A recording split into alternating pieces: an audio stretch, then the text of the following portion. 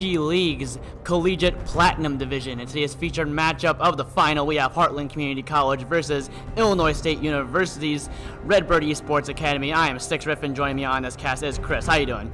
You know, I'm doing pretty good, Griffin. Are you excited for an amazing series? Good to know. Oh, I am so excited to see these two Titans from the middle of their standings really compete to see who will be the champion of this league. Yeah, I believe they've both closed 4-3 on the season right now, actually. Yeah, no, for sure. And definitely going to see how these teams will face off against each other as we enter in to these first couple of bans so far. Heavy ADC bans coming out from Heartland Community College with the Sivir and the Caitlyn being banned out. Meanwhile, some mobile assassins being banned out from the side of ISU with Akali and Aurelia being banned. I won't be I'm denied. very surprised at the specific targets of the Caitlyn and Sivir bans here, as those aren't picks that I look at and immediately see them appearing in Rampor the Swift's champion. You don't have That being said, Sivir is a very strong AD carry right now, so I think that's a very fair ban to be making. However, the Caitlyn ban is sort of a question mark for me. It could be good, but it could be better. Yeah, no, for sure. But I mean, as you can see, a lot of focus on this bot lane priority so far with the Kai'Sa blind pick coming out from Heartland Community College with the Lucian ban finishing up the first ban phase of ISU.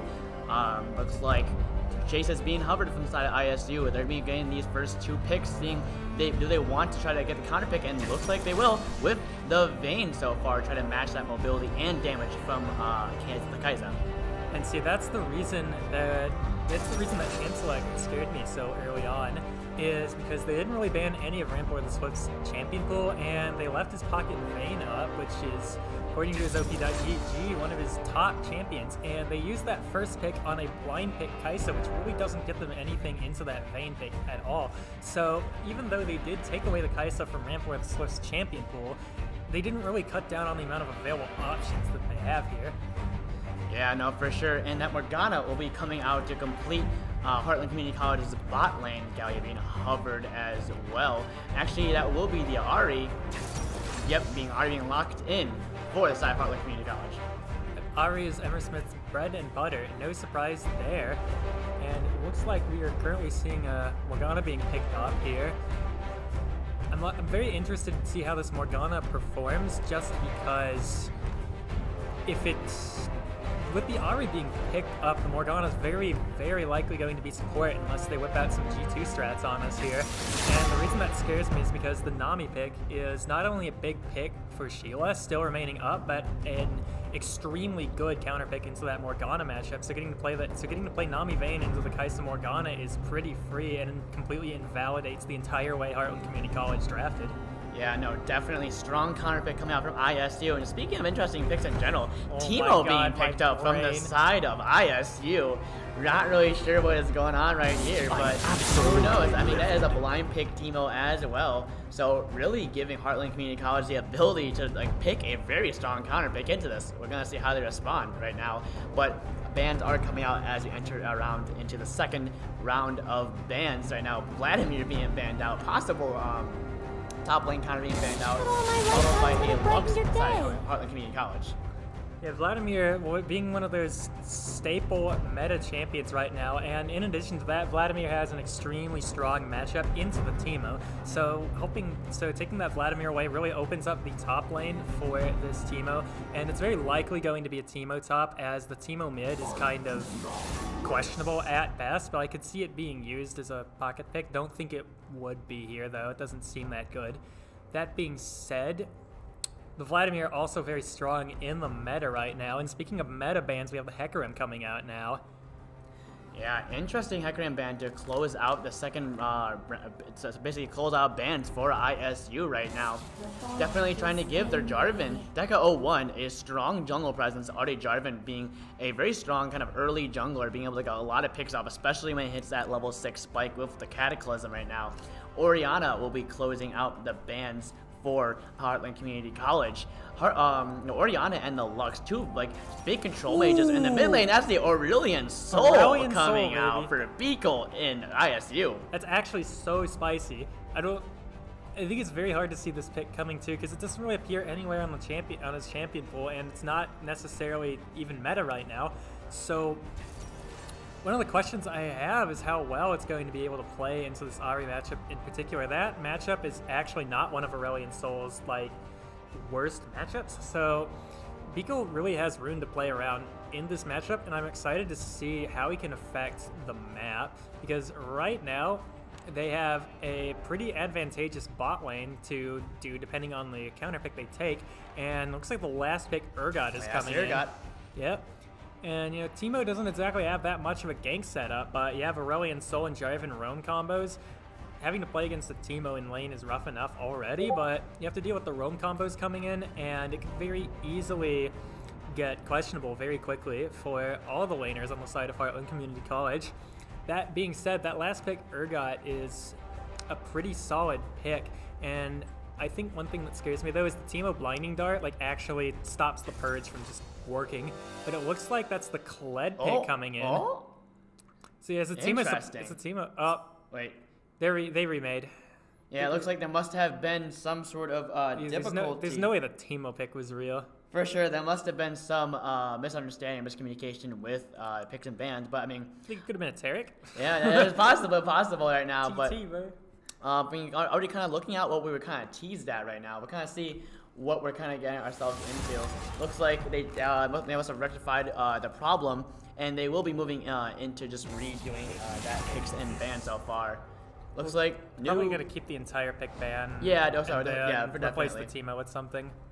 For sure. So then that makes me, do we keep the entire pick ban up until the Teemo pick, or do we? I guess we'll find out. Yeah, I don't know. I ain't running this thing. Yeah, no, for sure. To know. But sure, I mean, definitely looking at this, we're definitely try to restart and kind of get us back to where we are as fast as possible. Dude, they're banning all the A-Chants. What if he accidentally banned Ahri? You don't have. And we're seeing the Kale first pick coming out there. That's definitely a change from last game, and Kled also being locked in.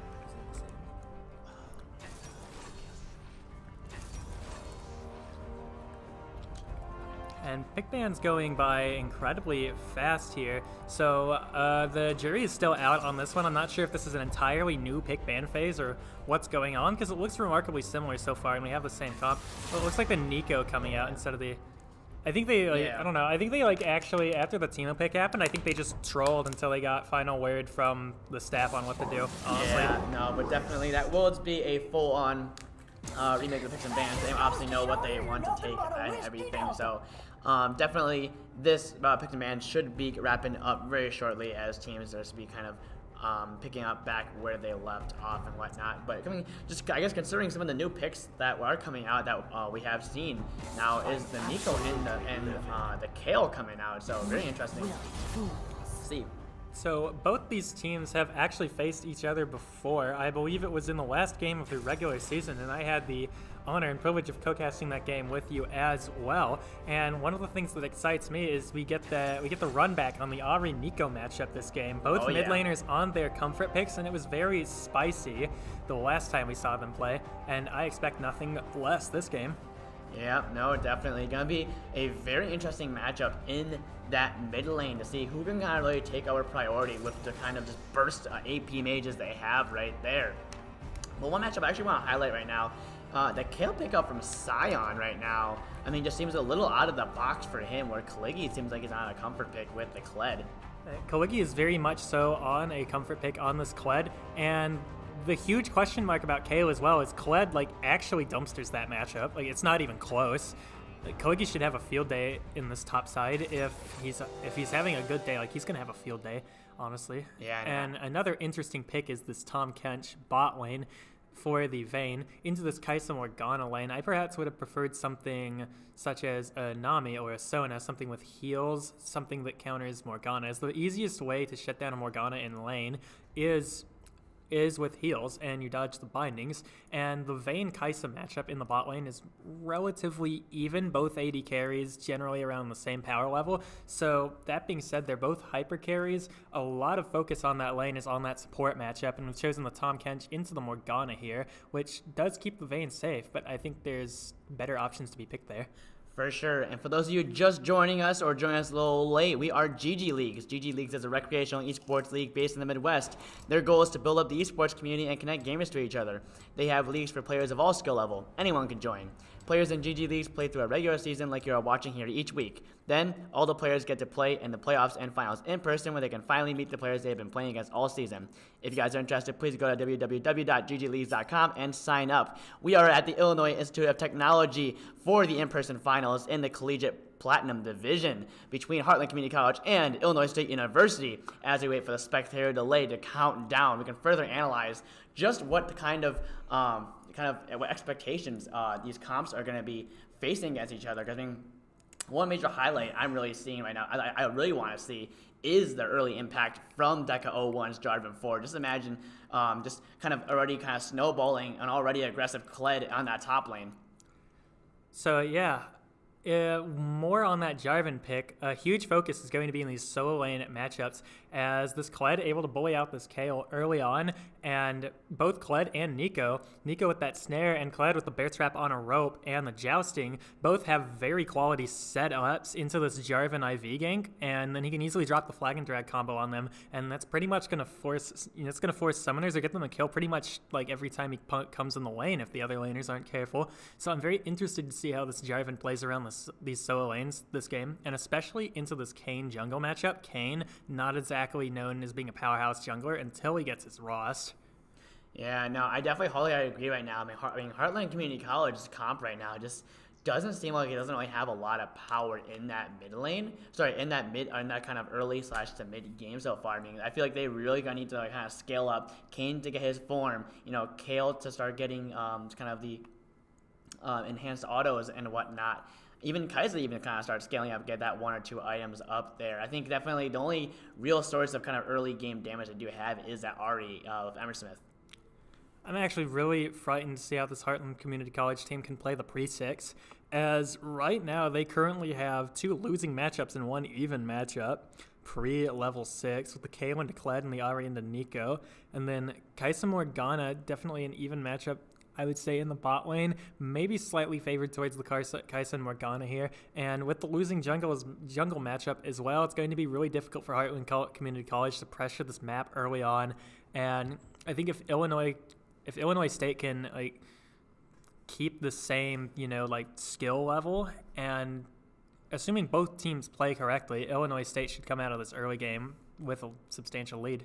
Oh, absolutely. And kind of like I was saying earlier, just definitely a lot of focus on the jungler for ISU and the solo lanes to really get ahead and not even waste a moment in trying to sit back and letting them scale. Because, I mean, it's like they really need to be proactive in this early game if they really want to start pushing their boundaries and kind of start amplifying the snowball that they need to create. Yeah, I 100% agree. And looking at both these comps, a lot of these comps have different options, but most of them are looking for the same thing. Both of these comps honestly want to have team fights, but one thing that gets really interesting is both these comps play team fights very differently. On the side of Heartland Community College here, you have this Ahri that wants to kite around, assassinate backline, and play fights mobile. And you have the dual hyper carry setup coming out of this Kale and Kai'Sa here, going to be very strong going into the late game. One of the things that scares me is going to be the lack of frontline for this Heartland Community College team, as basically the best they got is going to be Ross going into the late game.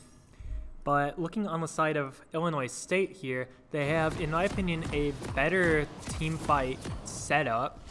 And they have good engage with Kled and Jarvan, and they have very strong follow up. And they also have, with the Nico, they have the Vayne, very highly capable of self-peel into a lot of these assassin matchups. And you get caught by a stray binding, and Ahri finally lands the charm. You got Tahm Kench there to eat her. So I think both of these comps have been drafted, especially with both teams' particular style of team fighting in mind. As in my opinion, lane matchups have been overall kind of eschewed in a lot of ways in favor of building the composition that they feel most comfortable with taking 5v5s. Yeah, no, definitely. And as we kind of resume from that brief pause, teams are coming out from the bases right now, seeing if there's going to be any thing interesting at level 1 so far. But right now, all teams are just kind of resuming their battle position so far, guarding the river, getting their information in their sight as well. I mean, one thing that I noticed in the loading screen right now, looking at Keystones, is Deca01's choice of taking Electrocute so far. I mean, just in a team where you necessarily don't have any kind of true tank, you think he should have taken more kind of a more tanky approach to it?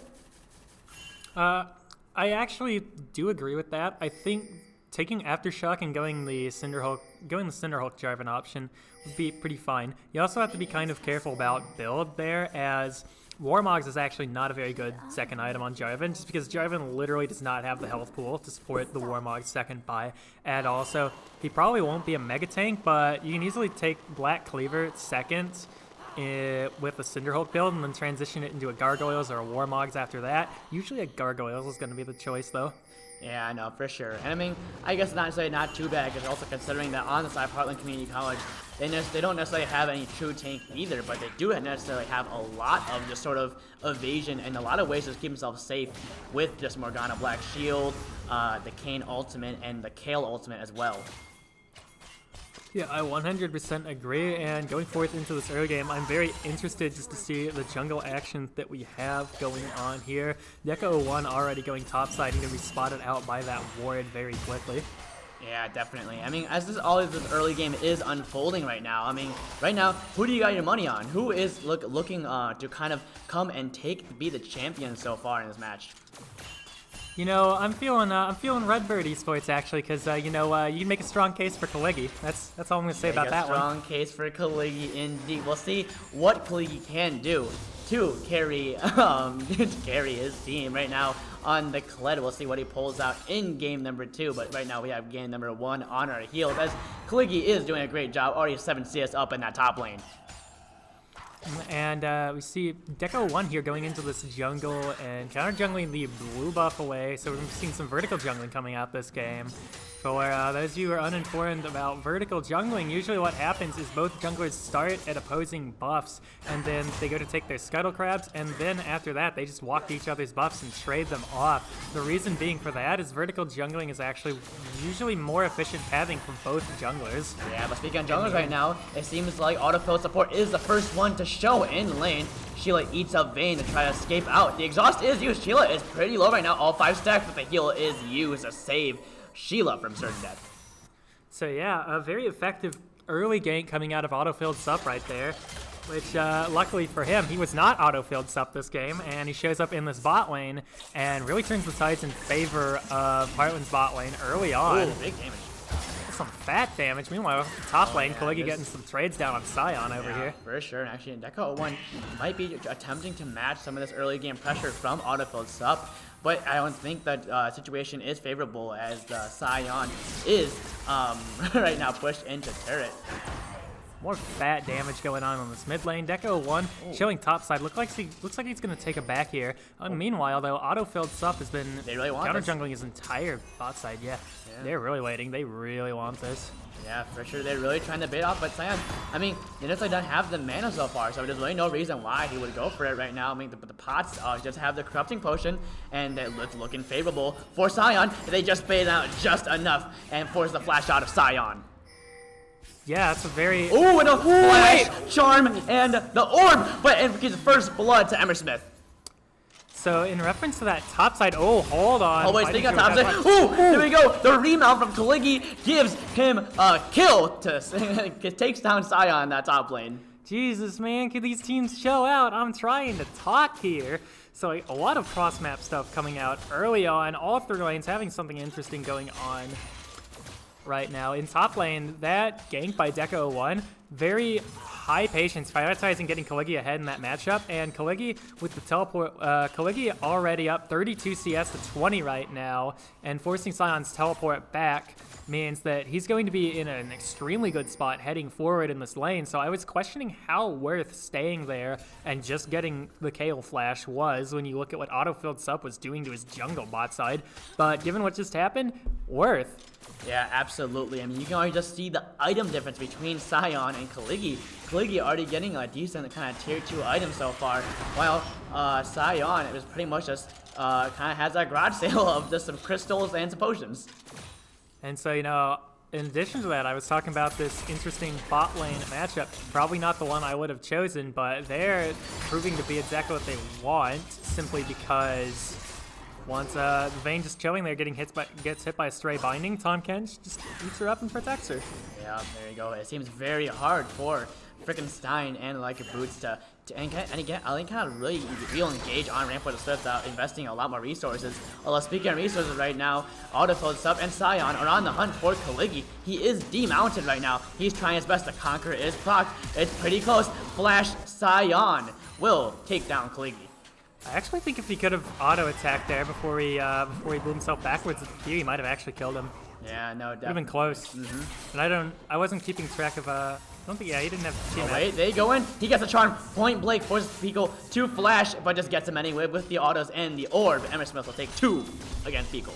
Very unfortunate level up timing there for Beagle. That being said, Smith had to know his 6 was coming soon and decided to start trying to trade when he expects that level 6 to come in momentarily, and Beagle completely falling for it there and going down a second time actually.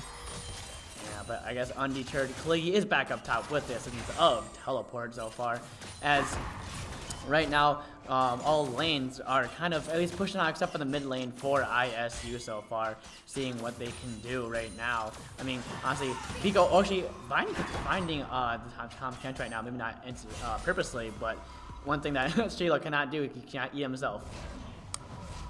Yeah, that being said, I think this early game so far has just been a story of individual skill. Most of the kills Smith getting in mid, definitely assisted by Autofilled Sport's jungle attention that he's given mid, but both of them honestly, both of them were secured due to solo outplays. Beagle just not having the reaction time to flash away from the charm flash combo coming out from Smith. Just, you know, textbook 3-6 Ari combo, nets him that first kill, and then the level 6 bait, getting him the second kill as well. Yeah, for sure, but I think ISU is trying to be more a little careful here, as there's a good amount of wardage coming out right now. You got 1 in the drag and 2 towards the top lane, and 1 even by the blue buff, by the enemy blue buff so far. So ISU really looking to try to reestablish some ground here, and hopefully just try to get some lanes pushing with some safety as a vision right now. So I was talking about how scared I was of Heartland Community College being able to team fight. That said, the 2 things they have going for this comp are the double hyperscaling Kai'Sa and Kayle.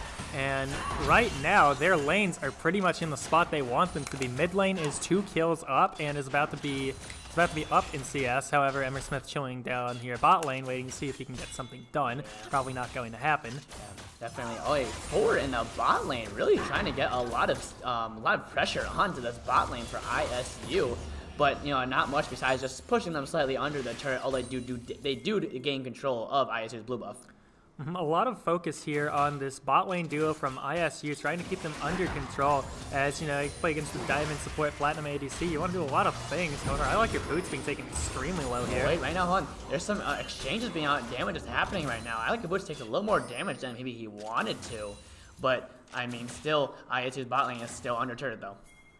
Yeah, that is true, and they are currently losing a lot of pressure right now. That being said, Autofilled Sup chilling out on this top side right now. I don't think there's much they can do to capitalize on the push they have, honestly. And this Vayne, with the Bilgewater Cutlass pickup, is going to be able to completely out-sustain both of them. And Frickenstein and I Like Your Boots chilling here at about 60%, 70% health means they're going to have a rough time going forward in this lane. Yeah, no, I mean, I can definitely see Heartland Community College trying to push them back, possibly even go for this Cloud Drake. They certainly have the river control for it with the wards they have. So, I mean, if Heartland Community College is able to push out their solo lanes in the mid and the bot, they could possibly attempt that. But it looks like they weren't quick enough, and ISU is able to clear out some of that vision. So yeah, I'm looking at, we have 2 lanes currently tentatively winning on the side of Heartland Community College. Ooh, hold on. Actually, right now, there's the unstoppable ultimate from Kaligi right now. Self-ult activated from Sion. Simultaneous fights happening as frickin' Sion TY in the bot lane. There's a 3v2 as a Cataclysm. He jumps out right now. ISU is scattered. Actually, frickin' Sion TY will take down Ramp with a Swift as a skirmish in the top lane continues. Autofill support will take down Kaligi, and Deca01 will take him in revenge. Sheila is trying to take down the Vayne, but one more auto, and they will trade lives right there. Oh my god, there is actually a 2 for 4 in favor of Heartland Community College, all those skirmishes. And Heartland Community College definitely coming out favorably in these early game skirmishes, which is not necessarily something that you want to see if you're Illinois State right now, because you have this Kled matchup very advantageous for him, and in bot lane you should have a relatively even matchup. And going forward into this game, the one win condition that I feel plays really strongly for Heartland Community College, as I talked about earlier, is getting these dual late game carries fed, and right now that's pretty much exactly what's happening. They have plating advantages in both the carries lanes, and mid is just winning right now. Oh yeah, I mean, as you're saying, look at you can see by the gold in the KDA right now, just 2-1 Kale, 2-0 Ari, 2-1 Kaiser so far. Looking at gold wise, each of these laners are just simply above.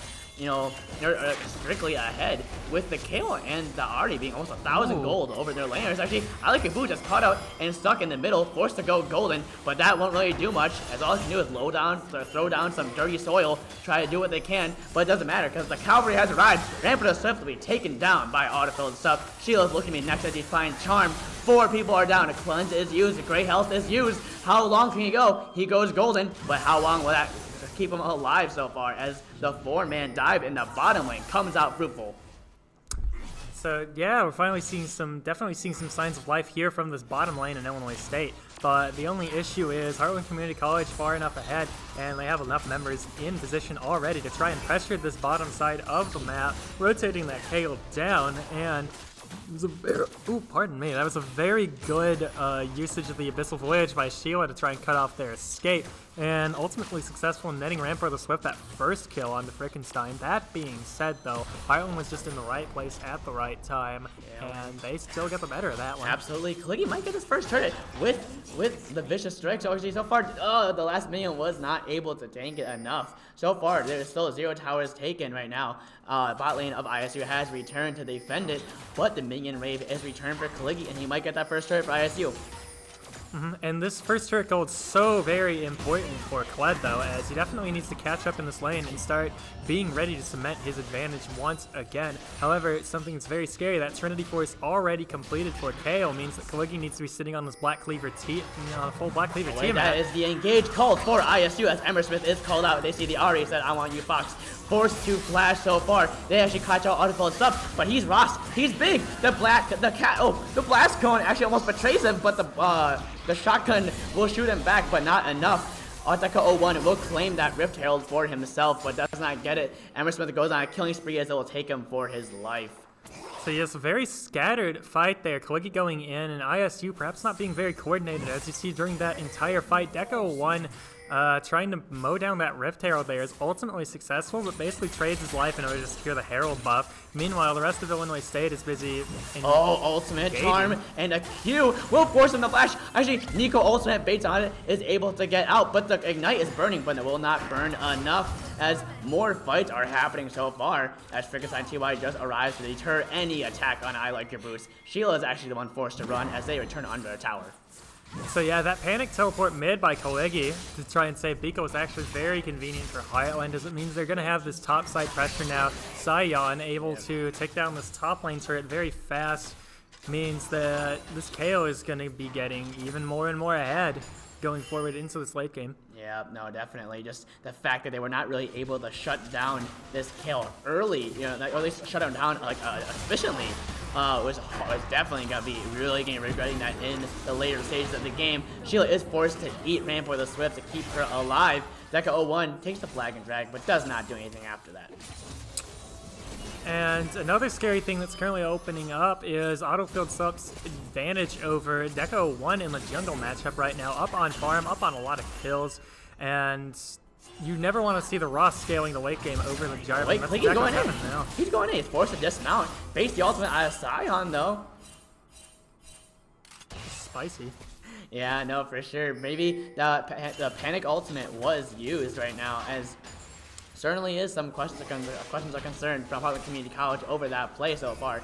This Kale is now vulnerable, doesn't have the ultimate for at least another 45 seconds or so, but there right now, Heartland Community College is the one to siege this tier 1 mid lane turret. Sorry, this tier 3 mid lane turret. Dude, I'm not scared at all. Like, this is actually disgusting.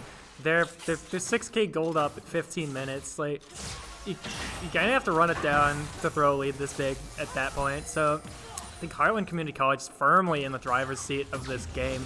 So, especially with what they have, they can't just really just sit there and wait for a dragon to spawn. Oh, that's big damage. The root followed by the dunk will take down the Morgana, but Frankenstein TY and Autofilled Sup are there to return fire. ISU is forced to retreat as Autofilled Sup goes on a rampage and will force ISU back from their counterattack. So, you know, Caster's Curse and all, I'll be honest with that one. But that is definitely not what you want to do in this situation if you're Heartland Community College. You lack front line, and if Illinois State manages to engage a 5v5 on you, it's going to be a bad time. Oh, Sheila gets popped! Ooh. Although Rampart is looking next, the burn damage, actually, Sion flashes in. Emersmith goes on a rampage as they just roll through ISU. Actually, this is actually disgusting. Yeah, they're to the point in the game where they can make mistakes now, and it honestly won't even matter. As long as they get a clean 5v5 fight started that doesn't involve their entire team being ulted by a Jarvan under turret, like, they should be fine closing this game. Yeah, no, for sure right now. Honestly, just the amount of damage they have on these carries, it will kind of delete any kind of frontline attack coming from ISU. ISU has to realize they are not going to be able to really take any of these 5v5 fights, and they're going to have to start approaching kind of their game. They're going to have to start switching their game plan, not realizing that they cannot take these fights. You know, clearly I never learned from my Caster's Curse last time, because here I am saying what I'm expecting is going to happen yet again. But 8k gold lead is already risen to 8,000 at 17 minutes, and this dragon going to spawn. What dragon is it? You scroll in the pit for me. Right now it looks like it's a mountain. Earth Drake, Mountain Drake. Something like that. Earth Drake, Mountain Drake. I'm pretty sure it's called Mountain Drake. I don't know. Yeah, something like that. It's a brown one. The brown one. The brown one. There's the red one, the white one, and then the blue-greenish one. Aqua. Dude, that reminds me of the LCS finals live. You remember that? Yeah, they have like the glowy vans. Oh yeah. Like, every time you take a dragon, they glow. Oh my a god! color. Frankenstein TY, big damage! It actually Ooh. takes him. The flag and drag does not escape the autos and the Acathian rain. And Deca 01 will be taken down for stepping up too far. Yo, Captain Jack cleanse. Oh my yeah. Frankenstein TY, catch out Sheila. The gray health can only do so much. Ramp of the Swift actually gets some decent damage on Frankenstein TY, but it will not be enough to deter the attack. Ramp of the Swift is now the target. Actually, nice tumble to avoid the charm so far. And ISU is on the counterattack. Autofill support is the target. Will get taken down. Dragon will go over to Heartland Community College though. This is winnable. And hold on, we got even more action coming in. Oh wait, here we go. The Kale wants to 1v1. Ultimate is forced out after Kaligi is on him. But Emersmith just pops him with the Q and will go unstoppable. The Pico lands a big thing, but Isla Kabuch goes golden. Meanwhile, Frankenstein TY and Kled are going. The dunk will catch Sion out and will shut down Emersmith as well as Sion. Deca 01 flashed, flag and drag. He wants to go. Oh my god! The plasma damage is insane as Frankenstein TY will outplay. And not even that, just has say more damage. Wait, Sheila is over for more right now. Ooh. Actually, dodges the binding, but is exhausted right now. Frankenstein TY is low, but Sheila is vulnerable right now. Has great health, but does he have the damage? Doesn't have the reach, and Frankenstein TY is godlike. This is just a case of too little too late right now for Illinois State. Both teams getting extremely sloppy in these team fights right now, and so you're seeing these play out as complete slobber knockers where more people just join the team fight in as it's going on, and you just see things get progressively more and more chaotic as the fight goes down. And definitely a decently impressive showing of mechanics there by both AD carry players. Frankenstein doing a very good job of weaving his autos in between his spells, able to drop that massive burst damage on the Deca 01 very quick to save himself. And then on the flip side, Rampart the Swift doing a very good job of using those Vayne mechanics, and while inside that final hour to do a really good job of cleaning up in the first part of that team fight. But unfortunately, being an AD carry in 2019, or basically any year that wasn't Season 3 for that matter, can sometimes be unfun when you have double bruisers and assassins staring directly in your face, and then you just explode because you have no ult. Good times. Definitely. Although right now it looks like Baron is the target for Heartland Community College. Sion is on that bot lane splitting. Does not have the teleport. Cannot rejoin the fight quickly if a fight does ensue right now. ISU sends 4 to respond and Kaligi to respond to the split push right now. It is a 44 in this Baron pit for over control of this Baron pit, possibly for even over control of the game, but certainly leading more towards Heartland Community College as they are just pushing in lanes and keeping their vision under control. And this should be a textbook case of closing a game out for Heartland Community College. Currently sitting on a 9,000 gold lead at 20 minutes, and Baron going to be started up. Meanwhile, Sion wait, on the here's a TP advantage right now. They forced it back because Sion cannot join the fight as he has TP. That actually might be them going out for the Baron right now. Yep, they're actually going to be continuing the Baron that Heartland Community College has started. Big Root will catch Autofilled Sup. He is low, but Suga Sachiwe is legendary as he will catch out some members of ISU so far. Biko is doing his best to land out the damage. Will take down the Morgana in the end. ISU is actually just scattered around, getting cleaned up by Autofilled support. Big Condemn will not be able to let Heartland Community College follow up, but no one is answering to Sion, and their base is at stake. Autofilled Sup is trying to stop any of these backs. This is looking very scary for ISU. So ISU Ran for the sense wants the outplay, but might get outplayed himself. But actually the Condemn to the wall will give Rampart Swift the kill, and fortunately members of ISU are able to back well in time enough to defend off Sion. GG, well played, boys. You heard it here. The earliest GG well played call you've ever seen in your life. GG Never well played call. You know, I was talking about Caster's Curse, but if anything's gonna jinx it, it's gonna be that. Yeah, definitely. But just what a hectic fight around Baron, and not even a team gets it, just due to the fact that, you know, it's always just a big kind of back and forth between starting it and going off it to fight. You know, I mean, Heartland Community College is the first to start after they realize Kaligi dedicates that TP. They have to run, but then with that, a fight breaks out with a 4v5, and Sion is left on his own devices, a takedown inhibitor and a Nexus turret.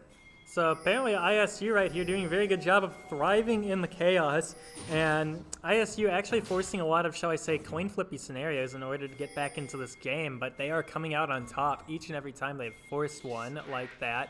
So you take a look at how that fight started. Kaligi TPing into this Baron pit to start a fight despite Sion immediately being in bot lane and still having pressure. Wait, hold on. Oh, we're clear. Oh wait, no, You got baited. It's a clone, I got baited, bro. You got baited, I man. got baited from Beagle's clone. You gotta be kidding me. Get wrecked. Freaking easy. Big ouch, dogs. But so yeah, ISU forcing that, and then Heartland Community College doing a good job of backing off. However, ISU then, for some reason, just starts the Baron 5v4, them saying, we've committed all our eggs here, we've blown Kaligi's teleport, if we don't get something here, we basically lose the game. So, you know, we coin flipped with the teleport, let's coin flip again with the Baron start, and it actually turns out in their favor there, because Heartland Community College, that definitely caught them by surprise, and they weren't able perhaps to set up a very clean and effective team fight, despite how low most people on the side of ISU were. And because of that 5v4 advantage and the fact that Rampart the Swift was basically untouched in that team fight, it allowed Illinois State to clean up that fight and ultimately prevent them, keep themselves in this game. But however, sacrificing that inhibitor and a Nexus turret bot means that they're going to be facing even more side lane pressure from Sion on Kale here going forward in the game. Yeah, no, just already the combined wave clear just between the Morgana, the Kai'Sa, and the Kale right now. I mean, Heartland Community College is melting through these waves like butter. Well, speaking of butter, they want the Morgana, they want I Like Your Boots, and the dunk will catch him out as IS will be taking one. He's looking like Renekton right now. Gotta get some of those snakeskin boots, croc skin boots, man. Croc skin boots. ISU I like his finding boots. their pick and executing on that with some excellent execution. Excellent execution. Excellent. Is there an egg champion in this game? I think his name is Anivia. Oh yeah, there's not even a Nivea in this game. Yeah, well, I mean, listen. Anyway, so ISU is recovering from their fallen inhibitors so far, but so far has kept Heartland Community College at bay. Although right now, I mean, definitely do have a lot of scaling carries on both ends right now. I mean, honestly, Scion's Kale approaching that level 16 buffer, possibly, possibly 15, possibly if she got the Elixir of Skill to level up that last ultimate rank. And then as well as Frankenstein TY's Kaiza looking very scary. Yeah, and more things happening right here is Kaisa and Kale both sitting on 3 completed items plus boots each, means that going forward into the Slave game, they're going to be dealing so much damage. That being said, there's still a noticeable lack of frontline from Heartland Community College, but dealing with those carries is going to be a very tall order, and so it's going to be up to ISU to find a quick engage that can actually clean up this team fight before the carries from Heartland Community College have time to pop off, or they can choose to look for picks, which would also actually work very well. If I'm Heartland Community College, I really do want to close out this game right now because you have double hyper carries that are in a very good position while you're in a gold lead, but unfortunately your lack of frontline is going to mean you're going to have trouble scaling in the late game team fights. Yeah, no, for sure.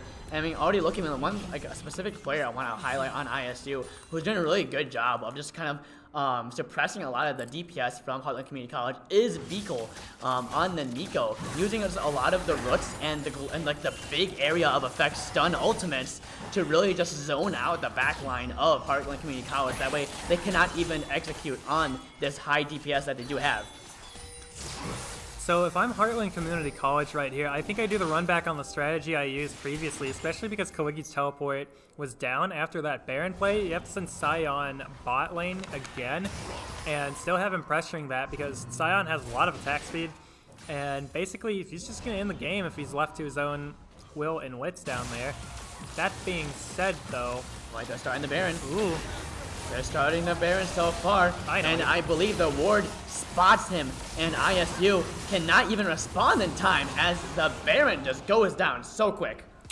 I was waiting for that the entire game. The next point I was getting to, after sending that KO bot, you really want to prioritize that Baron pressure and bait the engage just like you did last time, except without the whole thing where ISU peels on the Baron and does that whole rigmarole.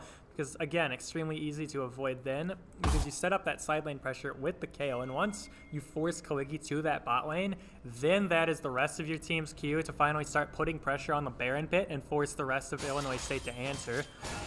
Yeah, no, for sure. But, I mean, fortunately for Heartland Community College, they were able to pick up that Baron. And at the moment, it seems like it should just be a cakewalk for them just to walk these minions in and kind of just really start pressuring a lot of these rest of these inhibitors and inhibitor turrets and whatnot. But right now, it looks like they are going for the 4-1 split, sending Scion to that bot lane. Or at least farming up as much as they can so far. It is the 4-man Baroned up power squad from Heartland Community College. This is exactly what I'm hoping for, and now the thing that I am worried about is going to be the flank engage. You got to watch the flank engage against this front line because it could be very deadly for Heartland Community College with no front line and currently a man down. Heartland Community College needs to just chill out a bit and just make sure this Kale has time to apply pressure and force members of Illinois State out. Oh wait, they push the button. They say go. They're going deep on I like your boots, but they're leaving Emersmith alone to his own devices so far. The dunk comes out to zone as much as they can. Iku Boots goes golden, and as much as they can, Nico ultimate goes. Frankenstein TY is just melting. Rampart the Swift 80 carry goes over to Heartland Community College. Sheila will be taking down the double kill for Frankenstein TY. That is a triple kill for Frankenstein TY, and that is a kill to Scion as well to put the cherry on top. Deco 1 is the last survivor, and that is just the game for Heartland Community College. So yeah, the fight for Illinois State actually looking very good in the beginning there. The trouble is you have to play the fights very safely and controlled when you're down that much gold. Oh, they just go in. Rain. They go, but unfortunately not able to take Deca 01. They kind of press the trigger, but they're just going to go after the base instead. Scion is trying to tag his true damage wave ultimate's in. He's trying his best. He wants to get one. Pops the GA, but it won't matter. GA wave popped. This Nexus wave popped. And Scion is just unleashing the waves of Hellfire and will end this game at 29 minutes. We report Ari dying to turret. That's pretty quality. He just walked in and bleh. Yeah, no, absolutely, indeed. What a first game, and what a statement coming out from Heartland Community College as they close this game out and will lead the series 1-0. 1-0.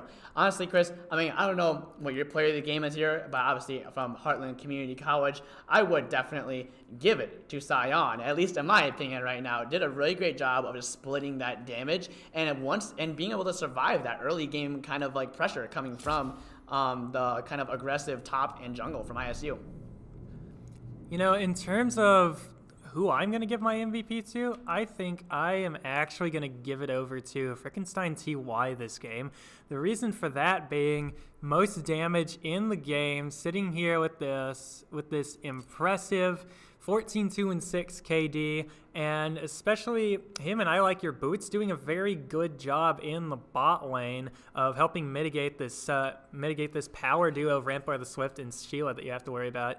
So one of the things I look at is also like difficulty of matchup, and you look at ISU's team, and that is definitely a bot lane loaded matchup. So despite all that, Heartland Community College coming out on top in this early game. Frickenstein most damage in the game, 14-2-6 on this Kaisa. It's not just a stat stick though, because you saw those mechanics live, boys. Absolutely. Frickenstein TY showing off of his KDA and his skills in the game.